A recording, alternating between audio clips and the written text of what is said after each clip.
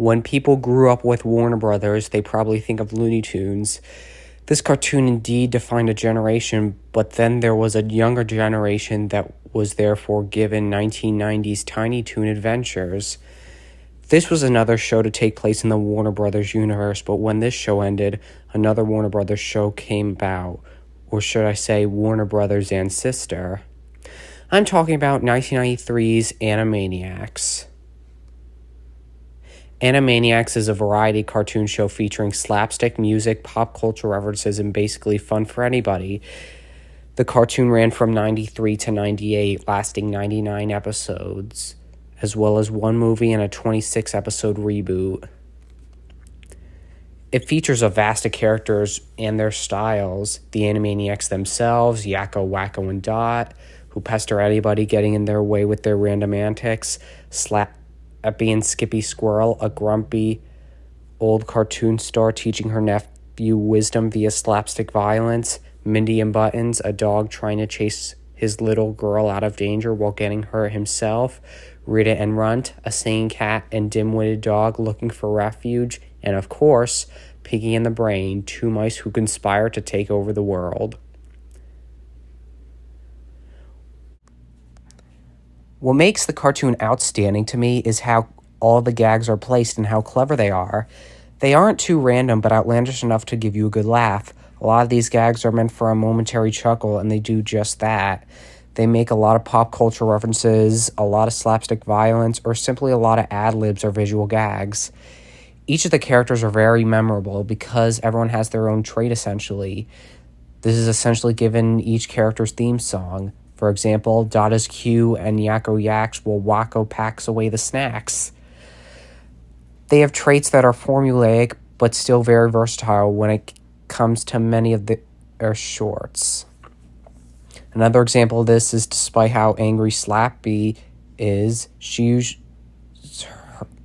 uses her anger in some way to help her childlike squirrel Skippy overcome his problems.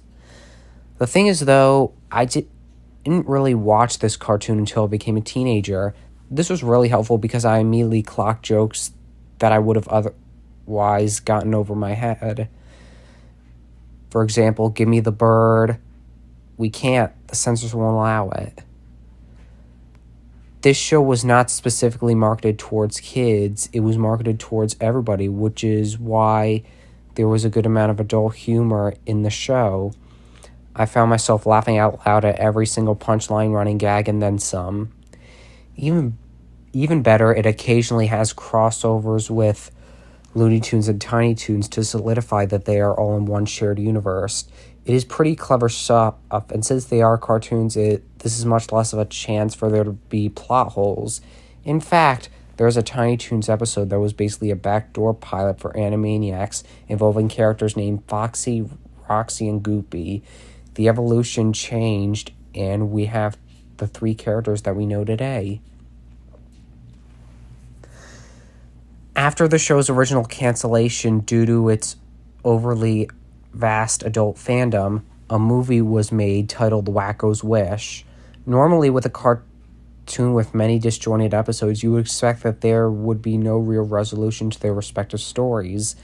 That is, in fact, exceptional in this circumstance.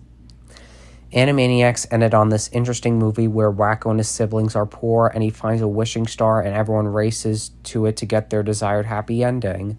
A lot of throwbacks to old shorts were given, as well as some emotion that was otherwise lacking in the Animaniacs. A lot of adventure ensues in this movie too, which takes a pretty good amount of time. I basically love this movie because it gives everyone some sort of closure that was needed. The biggest examples to me are Buttons finally getting his deserved reward for saving Mindy, who then finally addresses her mother as Mom, and Rita and Runt getting their home and master, namely Dr. Scratch and Sniff. And it ultimately ends with everyone singing to Never Give Up Hope, which is a very good message, not just for the movie, but for the real world. The whole movie just leaves me satisfied. As I've grown older, I've learned to appreciate Animaniacs for what it is. It has so much variety of content and it shows.